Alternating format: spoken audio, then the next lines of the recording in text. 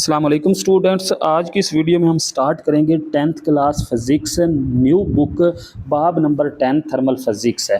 Topic है हमारे पास 10.3 हालत में तब्दीली यानी कि चेंज इन स्टेट। जब मादा हरारत जज़ब करता है या ख़ारिज करता है तो इसके एटम या मालिक्यूल की काइनेटिक एनर्जी में तब्दीली आती है। मादा यानी कि कोई भी मैटर, कोई भी चीज़ है, वो जब हरारत को जज़ब करती है या ख़ारिज करती है तो इसके एटम या मालिक्यूल क्या है, इनकी काइनेटिक एनर्जी में चेंज आता है। काइनेटिक एनर्जी होती है कि जब वो मूव करते हैं या वाइब्रेट करते हैं तो उनके अंदर काइनेटिक एनर्जी आ जाती है। तो उस काइनेटिक एनर्जी में तब्दीली आती है जिसके नतीजे में मादे की हालत तब्दील हो सकती है, यानी कि जो उसकी स्टेट है वो चेंज हो सकती है, मादे की जो हालत है वो तब्दील हो सकती है। अब ये तब्दीली होती कैसे है, यहाँ से इसको रीड करते हैं।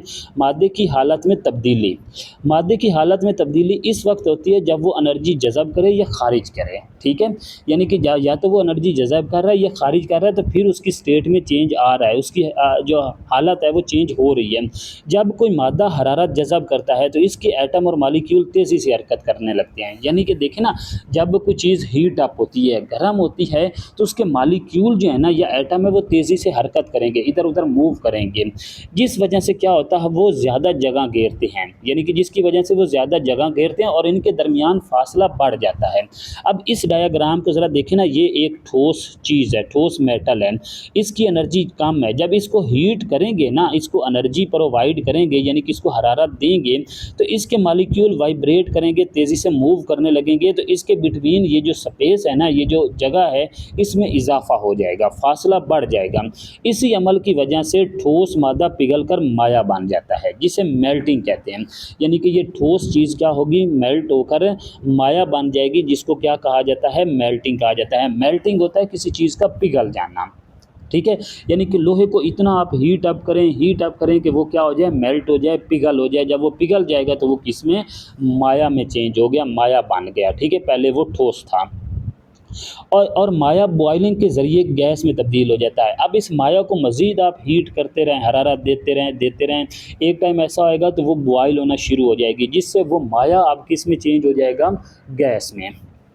अच्छा जी, जब मादा हरारत को खो देता है, अब इसका ये रिवर्स प्रोसेस चल रहा है, उल्टा काम चल रहा है। पहले हरारत अब हम उसको दे रहे थे, अब वो हरारत उसकी रिलीज़ हो रही है यानी कि कम हो रही है। जब मादा हरारत खो देता है तो मालिक्यूल की हरकत सुस्त हो जाती है, यानी कि क्या होगा कि उसके जो मालिक्यूल हैं उसकी जो मोशन है, काइनेटिक एनर्जी है, वो कम हो जाएगी। कम होने के बिटवीन की वजह से उसका जो फासला है ना उनके दरमियान, वो कम होता जाएगा।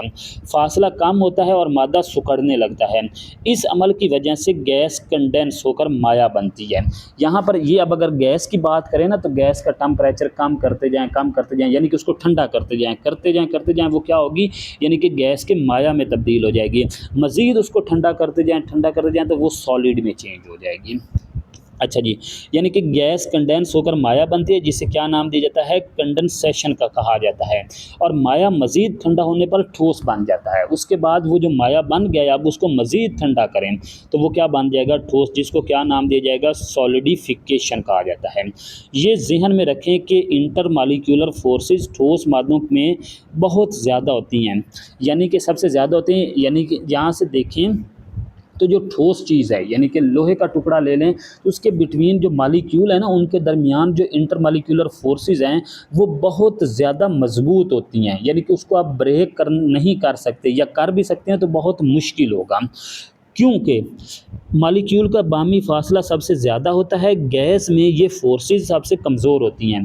अब देखें, गैस के मालिक्यूल के दरमियान में ये फोर्सेस बहुत ज़्यादा कमज़ोर होती हैं, इसलिए वो क्या होते हैं, वो मालिक्यूल एक दूसरे से दूर दूर होते हैं, इसलिए गैस में हरारती फैलाव सबसे ज़्यादा होता है, जबकि ठोस मादों में सबसे कम होता है।